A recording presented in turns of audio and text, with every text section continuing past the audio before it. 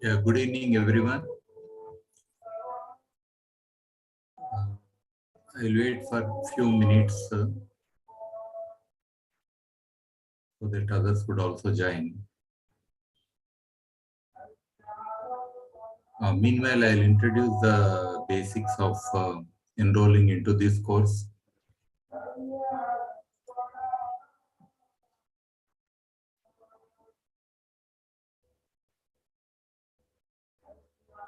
Children and climate change is the today's course. It takes about 2 hours to complete this particular course. Again, this is offered by UN and the UNCC Learn website.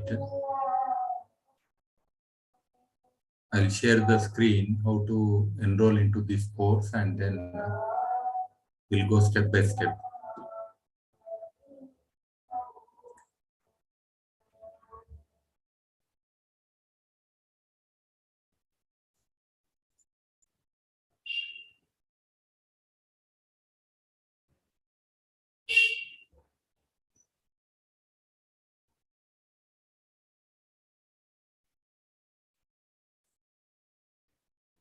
Yeah, please check this.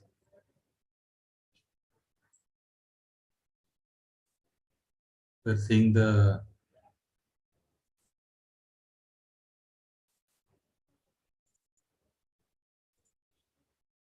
see here.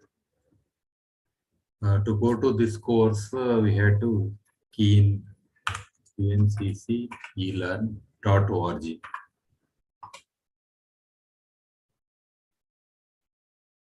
So already I logged in here.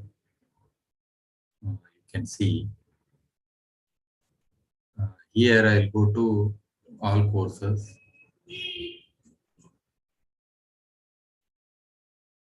So today's course is on children and climate change. Going directly children. So we are here, children and climate change. This is the course. So because I already enrolled, that enrolling page is not coming. Please mute yourself, anybody. Srikant, please mute them if anybody is unmuted. So in this course, this is very simple course. We have only one quiz, and the material is given in 3 formats. Interactive lesson format, and PowerPoint presentation format, and PDF format. So you can go by any method. The content will be same. Only the way it is presented will be different. So if you open PowerPoint presentation, then you will come down to, I'll show.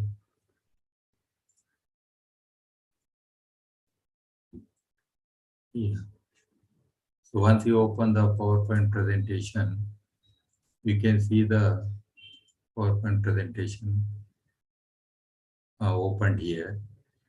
So all the material is given here in this PPT. This is very convenient of going through the materials and learning. So I'm opening the screen. So are you able to see the presenter view? Let me check again. Because it is on the other screen.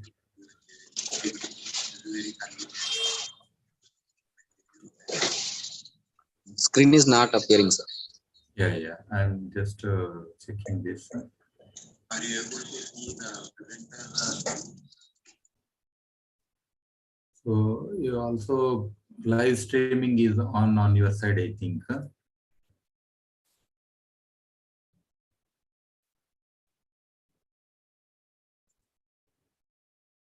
No, can you see the full screen or only half screen? Full, sir. Full. Full screen you are able to see? Okay. Yes. Okay. So this children and climate change I opened in the PPT format. As I said, we have three formats: PDF format, PDF, and interactive learning format. That is a web-based interactive learning. But I felt PPT is very convenient to, especially to present to you this course. So here you can see there are these symbols given on how to access this material. So here click to read if you have this symbol, and the complementary reading material can be accessed from this symbol. So to enlarge pictures, we can use this symbol. Click for further information. Click on the photo to access specific children's experiences, and click to access on interactive activity. So like that. And here the same symbols are given to learn. It's an exercise whether you know these symbols correctly or not. So here this particular course, the importance is explains how climate change can affect children, and describes how measures to build climate resilience and mitigate climate change can benefit children, and illustrate key instruments and good practices for empowering children to act on climate change, and identify opportunities for protecting children's rights in a changing climate. So these are the various things that you would learn from this particular course. So these are the aspects in section 1, section 2, section 3, section 4, and section 5. First is the impact of climate change on children, because children, they constitute one of the most important category of people globally by numbers also. So, and strengthening children's resilience to climate change, and benefits of climate change mitigation for children. So that is basically reducing greenhouse gases as well as adopting certain technologies. Empowering children to act on climate change through education. So this is for preparedness for children as future citizens, how what decisions they can make and what role they can play.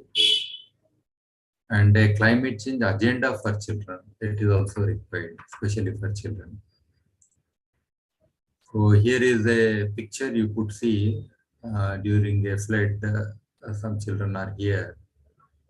So the lives of children will be miserable in case of this kind of disasters. First of all, these are mostly man-made and climate-induced disasters, where these younger generations had no role, but the earlier generations have caused this situation.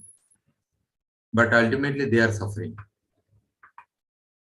And here is a video of children's opinions on climate change, basically. So you could watch during your leisure time. So by clicking this, you will go to the video link. And there may be no greater growing threat facing the world's children and their children than climate change. So the biggest disaster, impending disaster, is induced by the climate change factor. So if you see even the world's distribution of children and climate risk, so you could see mostly the children majority are in the highly populous countries and in Asian countries. And also less developed countries, we find more children. Say in Africa, we can find many. In India, we have China and Southeast Asian countries. Even some in Mexico and Central America, South America. So this distribution is there. And these are some of the highly impacted areas globally due to climate change. So the world's distribution of children and climate scenarios. So how many children would be affected?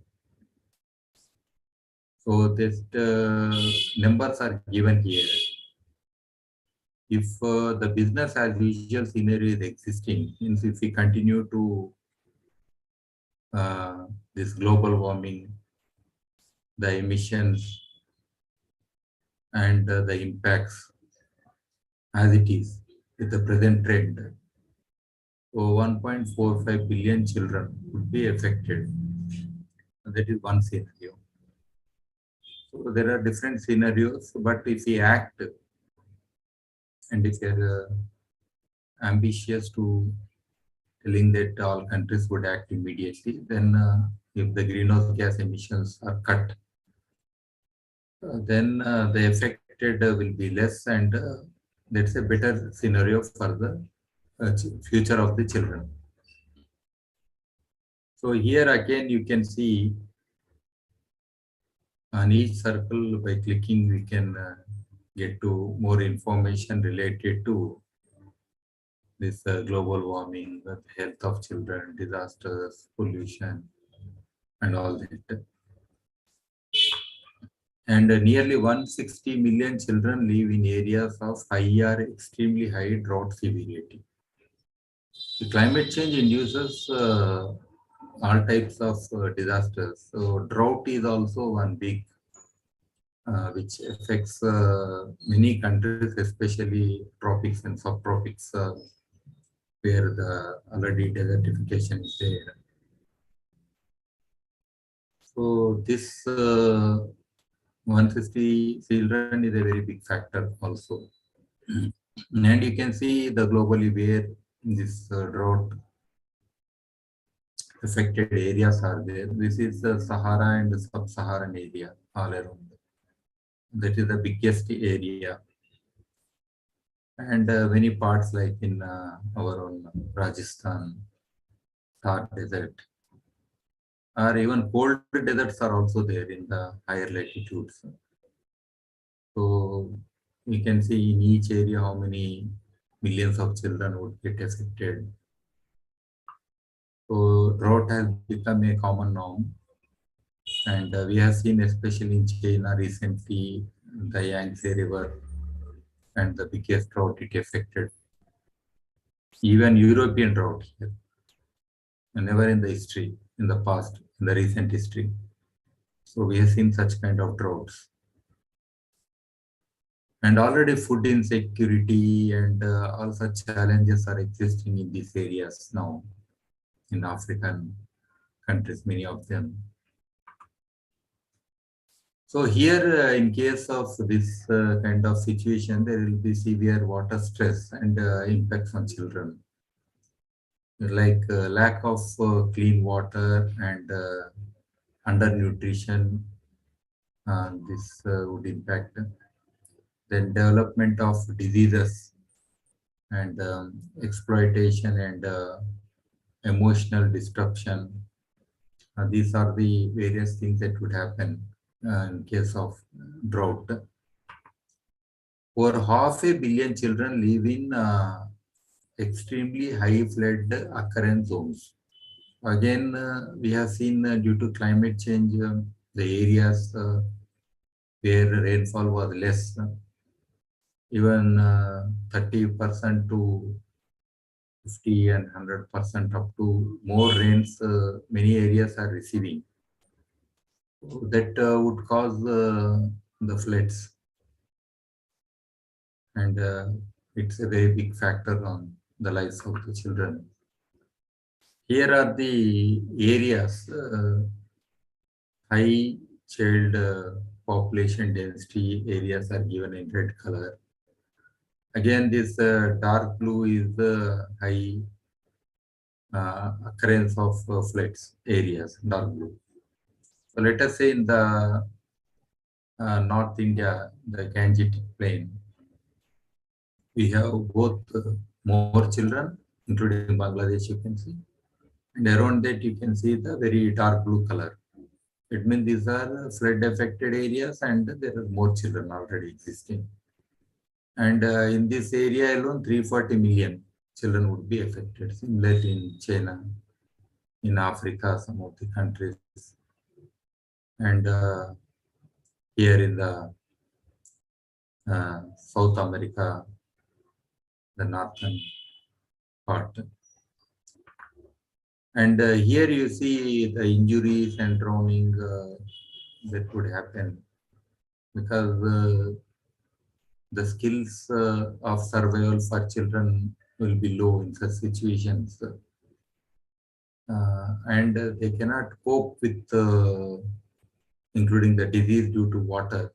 And the flood is one factor. Directly, very few people would die. But after the flood, the disease is a very big factor.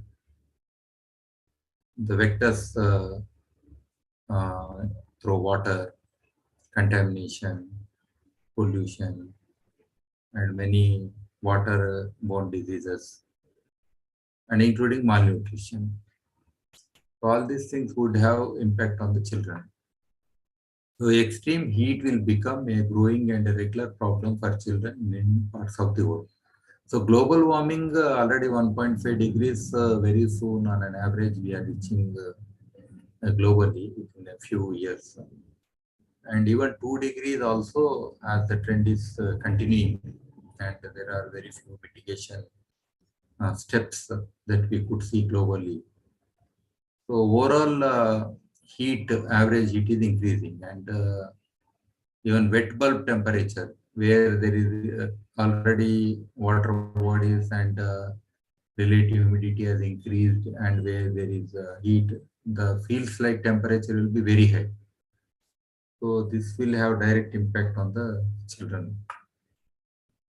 So heat stroke, because their bodies are so small, they're poking to the excess heat and dehydration and vulnerability to the diseases. All these things would increase. And here, this is a jigsaw puzzle they have given just to put things together, how the things are related to one another. So air pollution led to 6,61,000 deaths of children under 5 years of age in 2012 alone.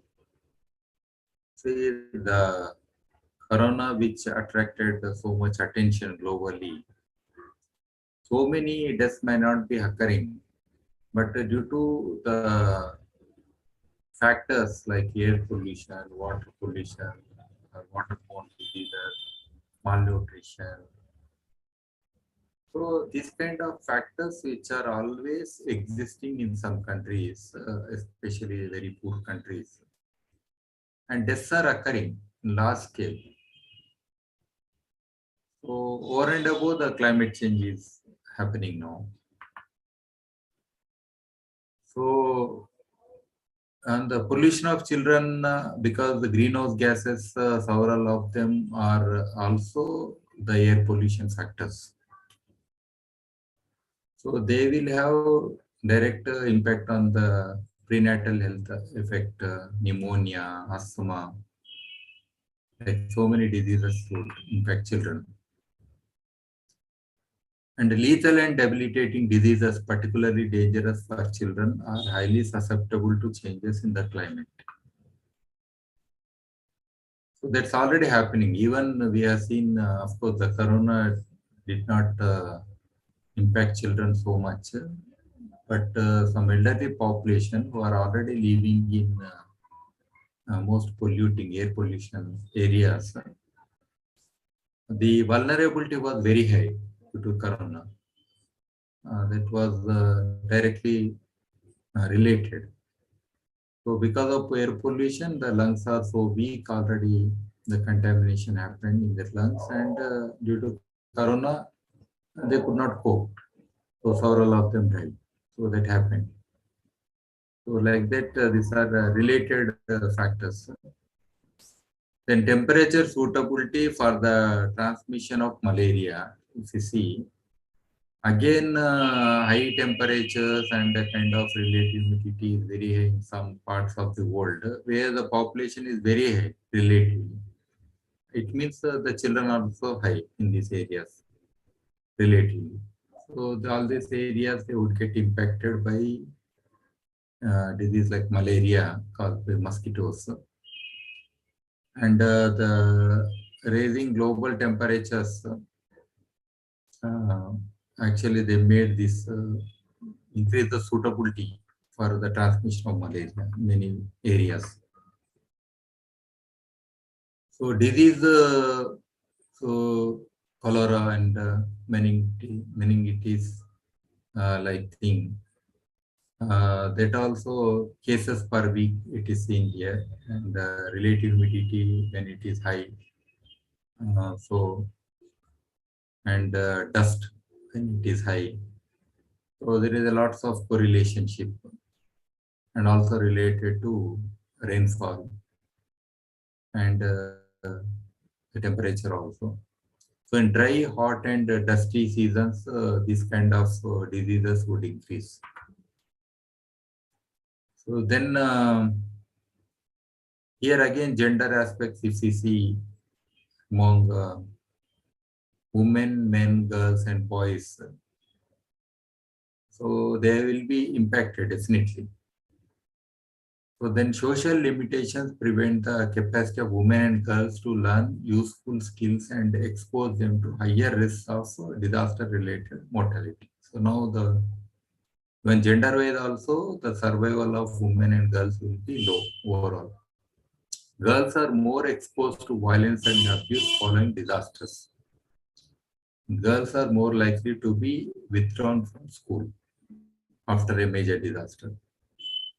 So even I have seen even the girls who are of marriageable age, they could not get married because of a drought. I mean, the parents, they delayed their marriages. It means they cannot afford their marriages. So one disaster might impact a family for several years. So lives and livelihoods all would be pushed back. So this climate change poses as an existential threat due to the dependent relationship with the environment and its resources. And the 370 million indigenous adults and children in 90 countries are at risk of facing the direct consequences of climate change. 370 million indigenous adults and children. It's a huge number. Then indigenous people represent 15% of the world's poor and are located in the areas of high biological diversity. And this biological diversity is also getting impacted in climate change. Indigenous people make up one third of the 900 million people living in extreme poverty in rural areas. The most eco-friendly lifestyle is of the indigenous people. They adopt the minimalist way of life. There are always nature-based solutions they adopt. And all their houses are mostly green buildings.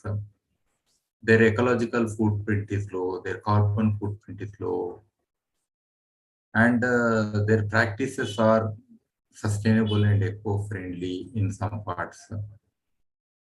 Still, the people in the developed countries and those who are using excess energy and those who are contributed to climate change are not responding, nor being responsible for the consequences happening in the especially these remote communities, because the source and causes are somewhere but impacts are everywhere. That is what we need to understand in climate change. Climate change will increase the frequency of extreme weather events. So this is very big factor. Sometimes we might feel we had enough rains this year, but there will be excess temperatures also to evaporate the water bodies. So this is a kind of situation where extreme weather events as well as shift in the seasons has also happened. And the experiencing cumulative shocks will be detrimental for children. So the induced shocks because of such extreme events will impact on children. So here in this factors are given, again what we read earlier. Unless we act now, means now or never, actually we are in a situation. So this is an emergency actually, climate emergency, climate crisis, even code red for humanity. So there are so many terms given for this kind of situation. So there is a need to act now. Yes, strengthening children's resilience to climate change. How do you do that? Resilience means there are so many things, definitions. It is not one. Resilience means how do they cope immediately, or although there is an impact, then again how do they come back, bounce back, or even social resilience, physical resilience, the infrastructure, what kind we are building for the future generations. So like that, various resilience factors will be there. It is not a single term or jargon. So in the face of unavoidable impacts for the next generation, children-centered adaptation is a necessary element of the global response to climate change. Because the mitigation efforts are so low, it means this temperature would increase and the impacts would be felt, and the changes are happening so fast. Then how do we make them adapt to this new situation? This is very critical, because if we can't avoid, then you have to adopt. So right from their education, everywhere what we can do. Focusing on the specific risk faced by children in a changing climate. So let us say in a country we have many floods, then how do they face? Then ensuring that children's needs and capacities are central to adaptation planning and implementation. Then increasing the voice and agency of children in adaptation decision-making process. Like we have UNICEF, several organizations are there which are working for children. Therefore, protecting children's rights, such as the rights to life, safety, participation, and development. Even the Indian Constitution gives the right, this kind of rights. But how do we protect for the future generation? So disaster risk reduction in children is a very big thing. I myself have done this tsunami mock drill exercises for school children, where earlier we had tsunami impacts in the coastal areas. So as part of this teaching, this kind of preparedness of children is very much required. So similarly on climate change, we need to work. So prevention, preparedness, response, recovery, all these things are part of this.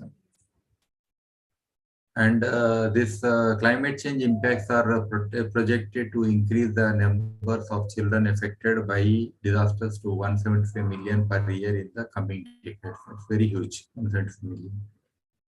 DRR aims to minimize vulnerabilities and disaster risk in order to avoid or to limit the adverse impacts of natural hazards.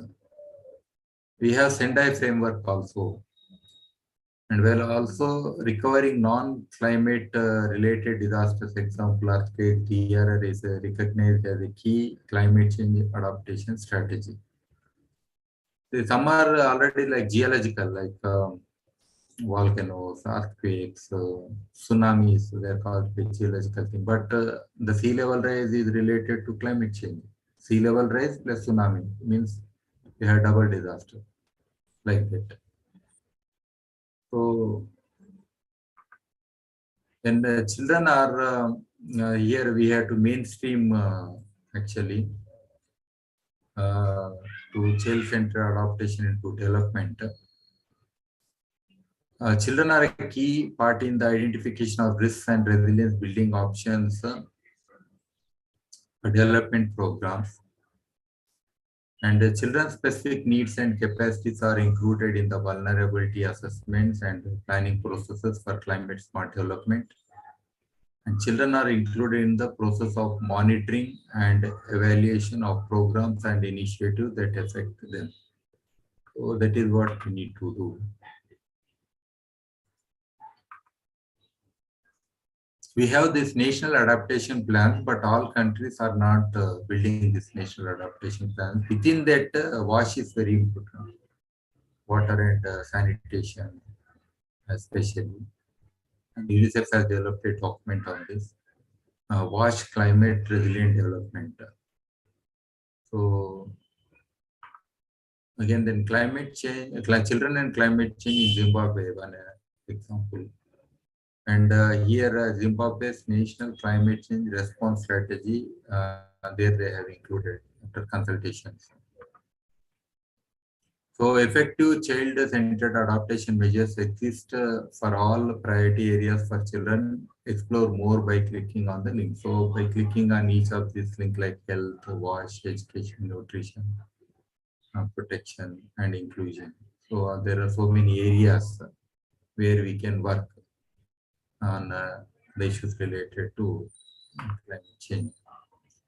Then improved access to emergency health services decreases death and injuries from disasters.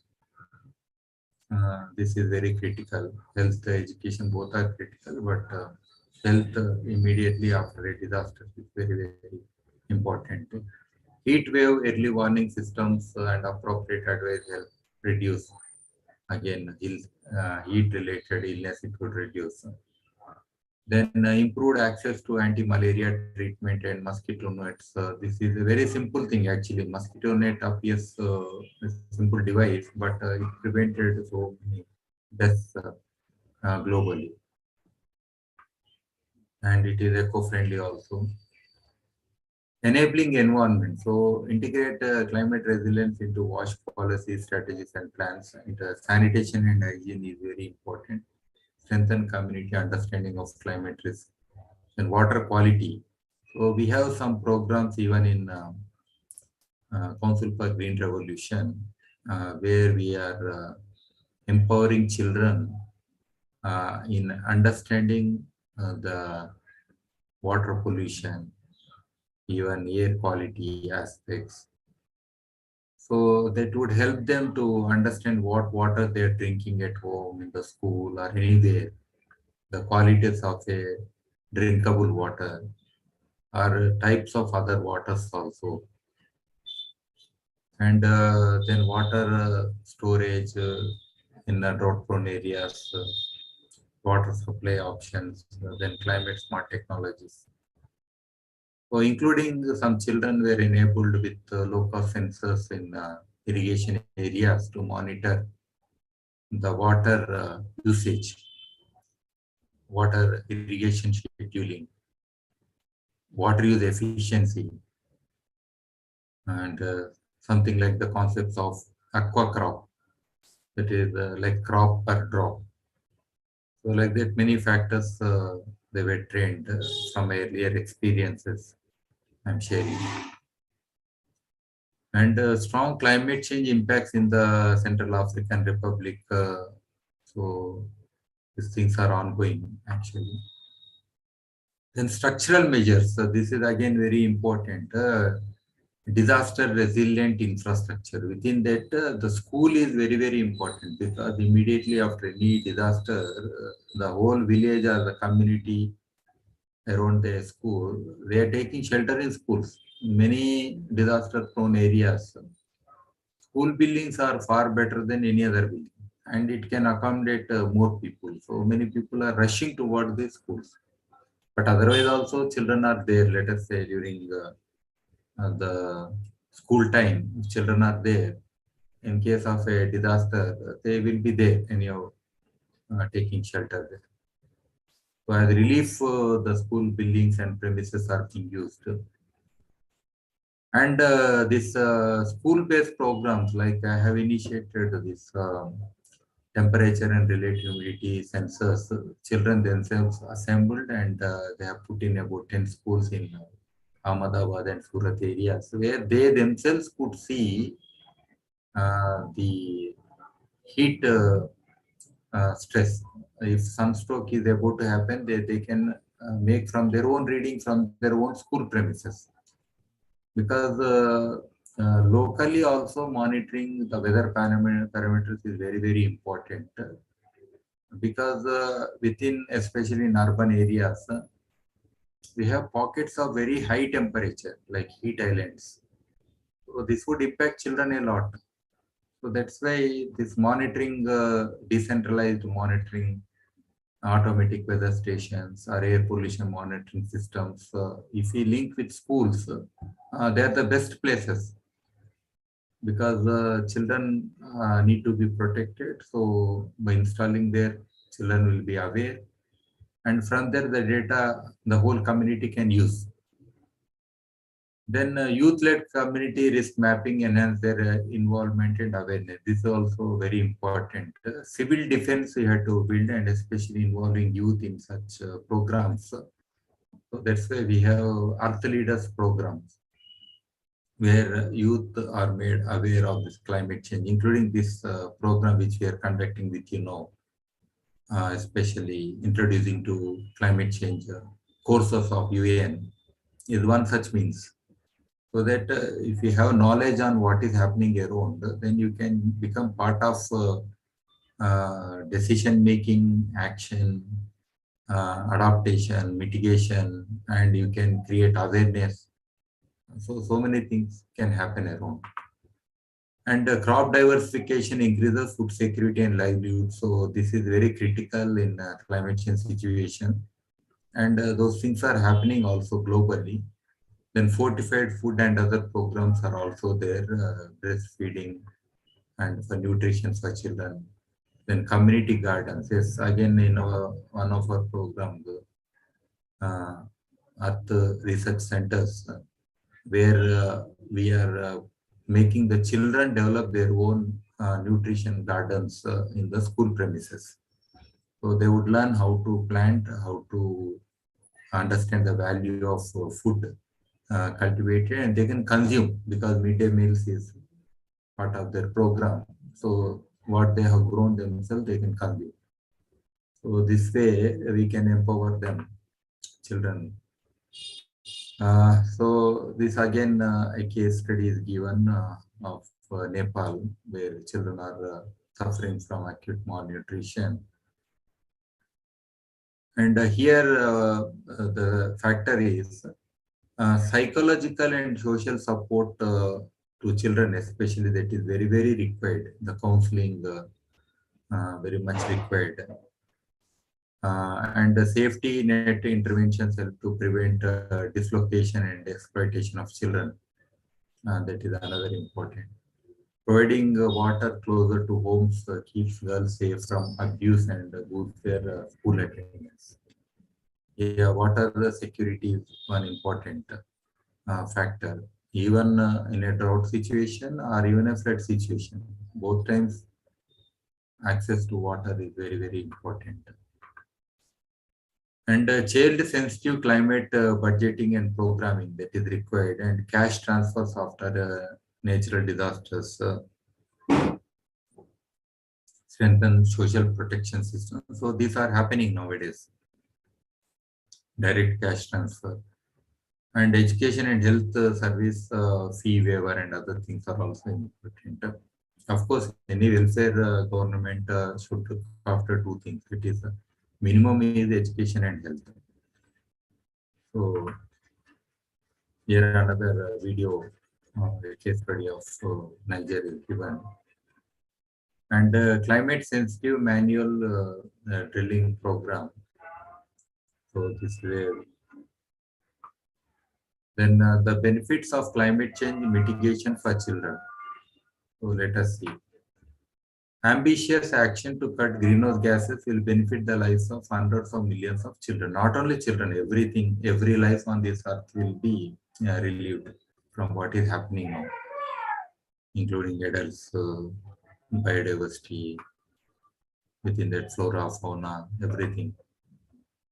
So this greenhouse gas emissions is a very big factor, and even if you see from which factor it is being contributed, energy and industry you can put together because mostly energy and industry both are related.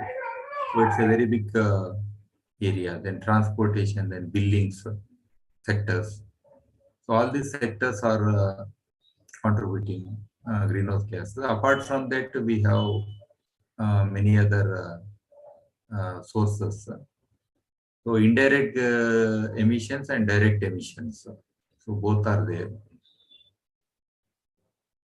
So the climate change mitigation is a human intervention to reduce the sources of or enhance the sinks of greenhouse gases. So already we have so much greenhouse gases emitted and existing in the atmosphere. So how do you make different cycles to sequester, to capture and store for longer periods? Say the plants would store the CO2 by breathing in the form of carbohydrates in their body. So the shells in marine life, they store in the form of calcium carbonate shells. When those animals die, these shells are they settle in the sea. So it means that much CO2 is sequestrated by those animals like that. Then foraminiferia, the micro shells, microorganisms of the oceans. So like that, many uh, the systems are doing sequestration, but the rate of emission is so high, so sequestration is low. So that's why we have excess greenhouse gases and the consequences we are facing. Energy related CO2 is the most important greenhouse gas responsible in 2015 for about 60%, 63% of emission. So there are other alternative means like solar panels. So these energy services are essential for human activity as the world's energy demand is expected to increase, and sustainable energy is crucial for our future. And here you see how children are connected to various sources of energy. In school, they use energy for their water, they use for lighting, they even transportation, hospitals, like that. So in many places, gender roles dictate that girls and women are responsible collecting cooking fuel and typically firewood. So I understand this factor more because I worked on low cost efficient good stoves, chullas, biomass stoves, I myself designed. So this especially the burden on women and girls is very high. Even collecting is also very high. The cost we are not putting in actually the labor cost in fetching, the time spent in fetching the fuel wood or the loss to the local biomass or the local loss of biodiversity, the drudgery of women or the air pollution caused by the chullas, again global warming, or when they inhale the impacts on their health. There are so many factors around this cooking. Firewood collection presents large physical and time burdens. And in emergency context, girls are also at great risk of sexual violence. Yes, when they go out for fetching this fuel wood and all that, this is what happening. Sustainable energy solutions can contribute to girls' well-being and safety.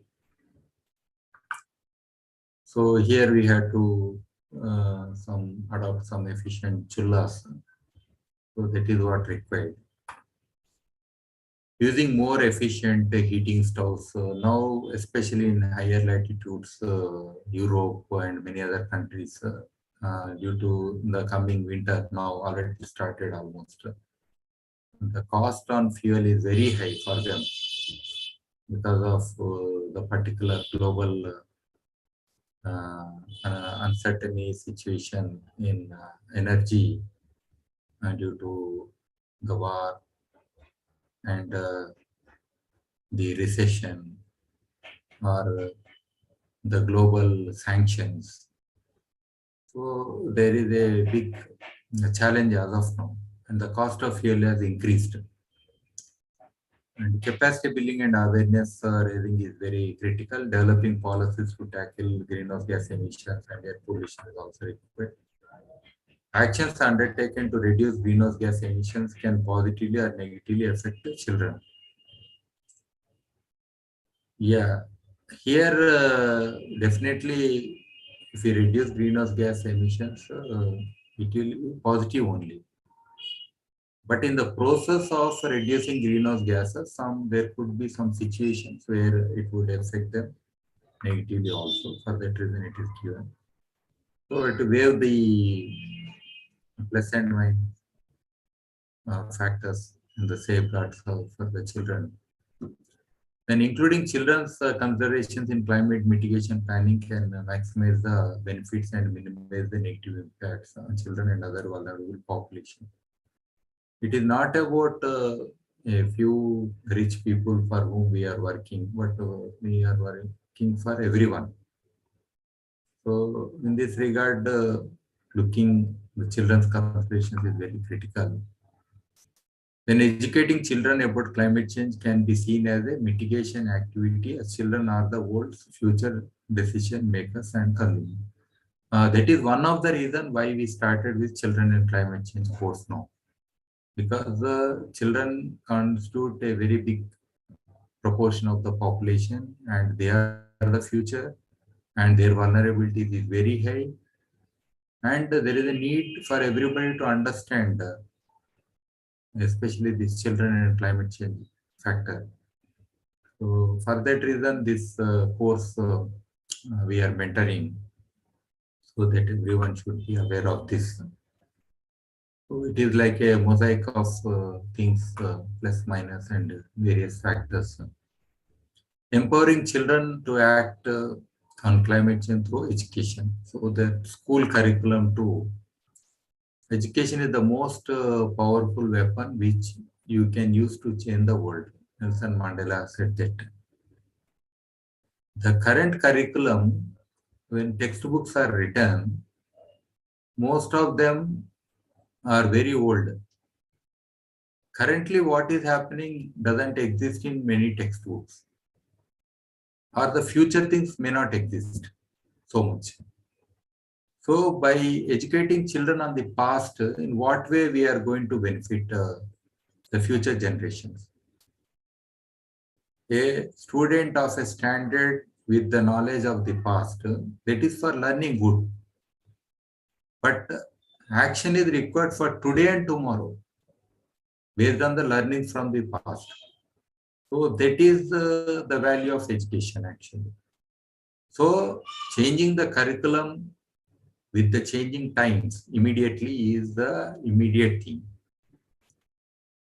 This national education policy of India, that is helping now as they are developing curriculum.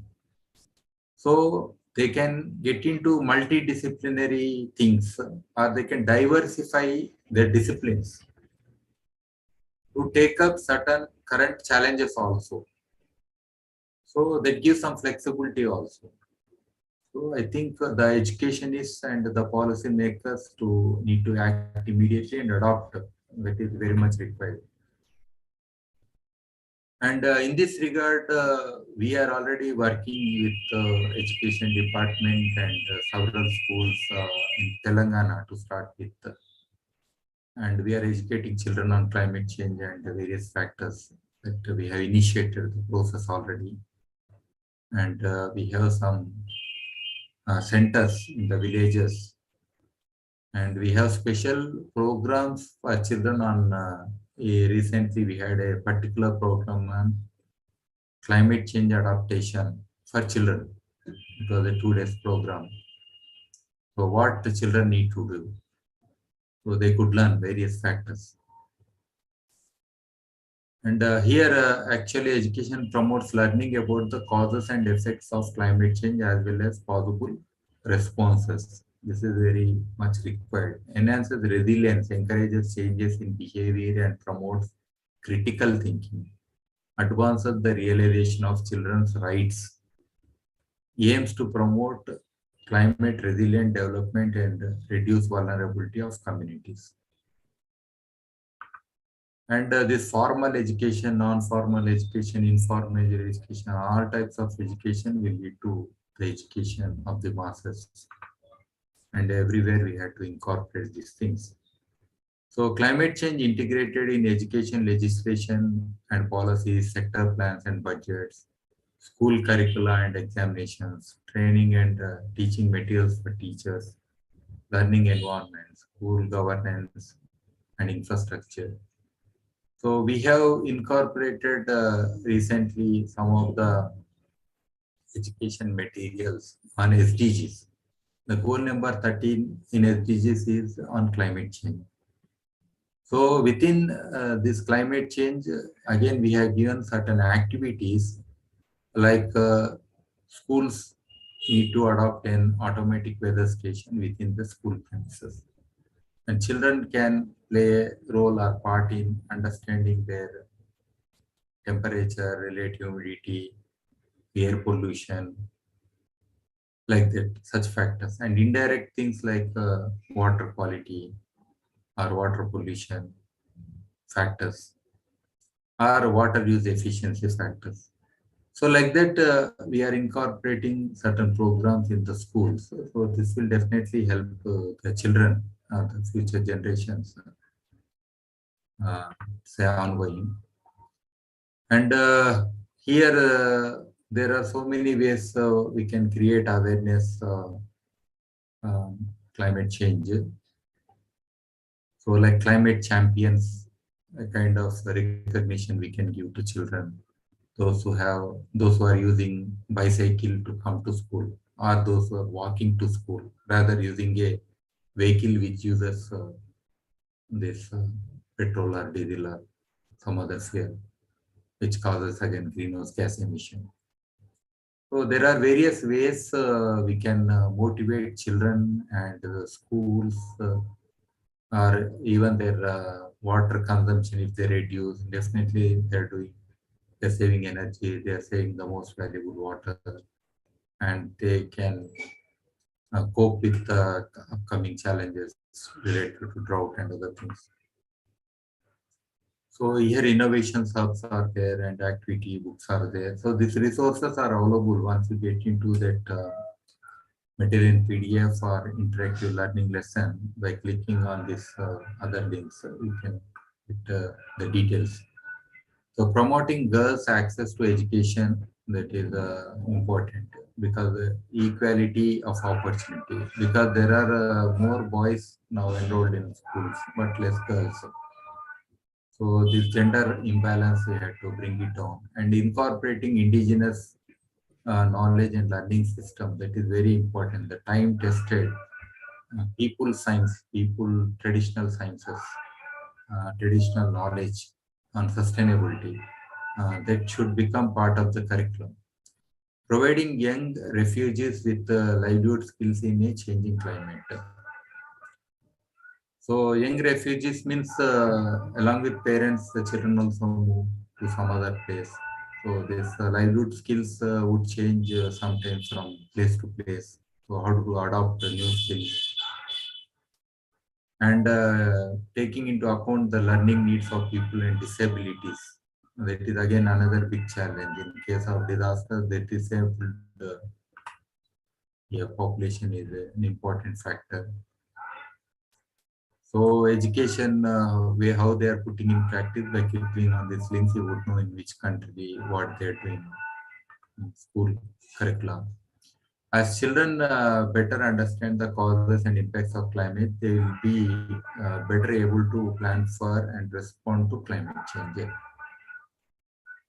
So here actually even they are very sensible also. Their senses will be very sharp. The changes they can easily understand.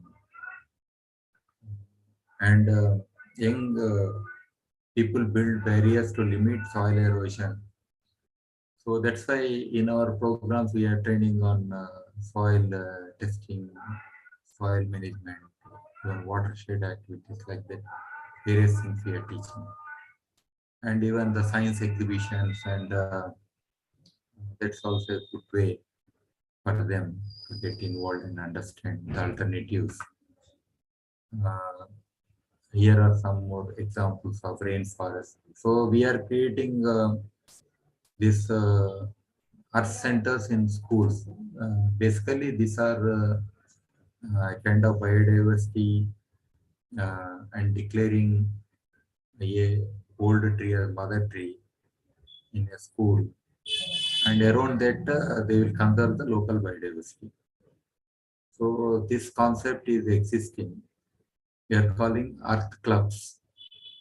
So the children already initiated them, and that reverence to Mother Earth, nature, and also on climate change, like that many factors they would learn from these Earth clubs.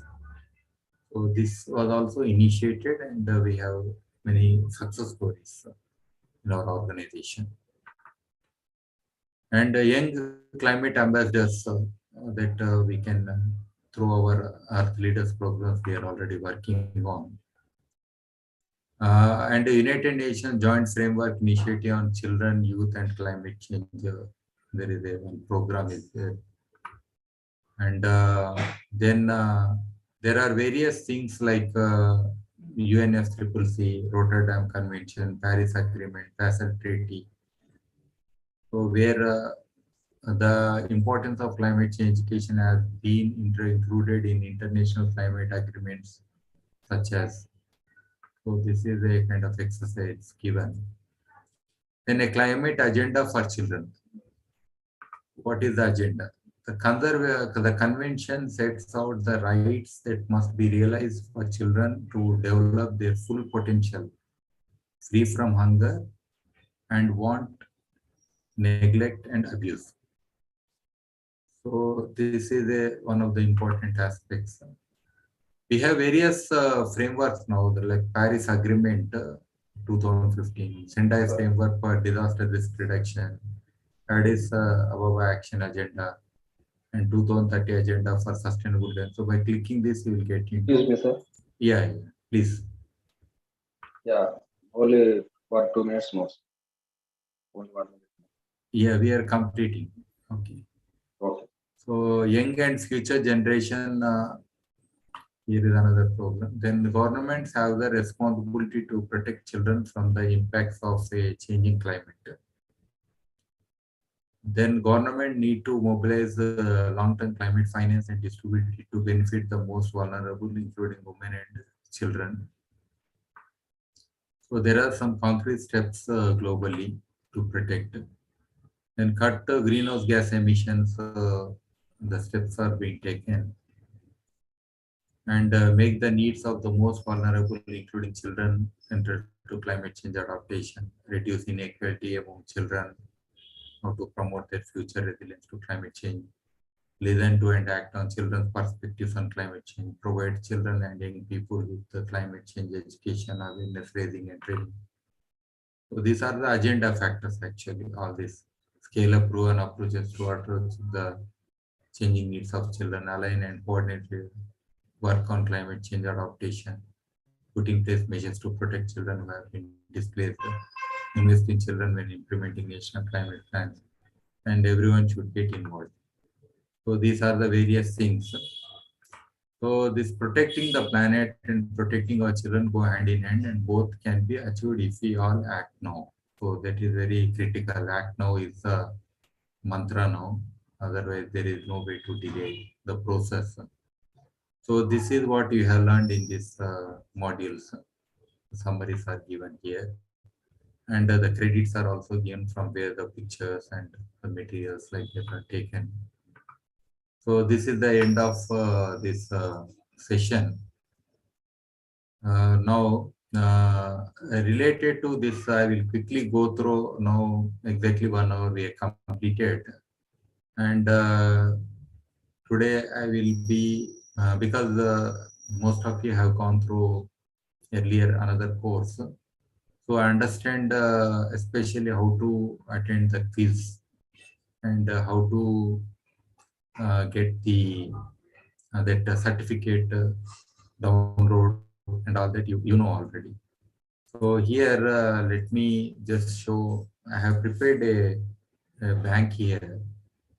Those who want to use this bank, you can use. So here you can see the options are given. The site.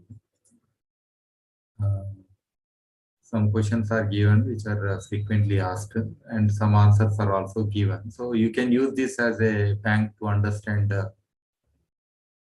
But you need to study the whole material. Okay, getting a certificate is not a great thing. What I mean is this course is an introduction for you to understand the things around the subject and get deeper into the subject with the progress of time. Many people with certificate, they end thinking or reading anything more. They think I am qualified, that's over. That is the end of my studying. But I mean, passing is a beginning for you, because tomorrow if somebody asks you, do you know you got certificate on children and climate change? Do you know anything? Then you need to respond. Your certificate is not going to answer. By the person, you should be knowledgeable, and so this all the questions and answers are given. I'm sure you can go through this link which is already provided, and you will pass. Okay, once passing, please share your certificates immediately for the benefit of for our records, because we want to know how many are really getting benefited this mentorship program of Council for Earth Leadership and Sustainability. And definitely we will be encouraged to conduct more courses, and we'll start on our own a few more courses which are very relevant geographically to this particular region also. So like that we can work together. Yeah, thank you very much. Thank you one and all. So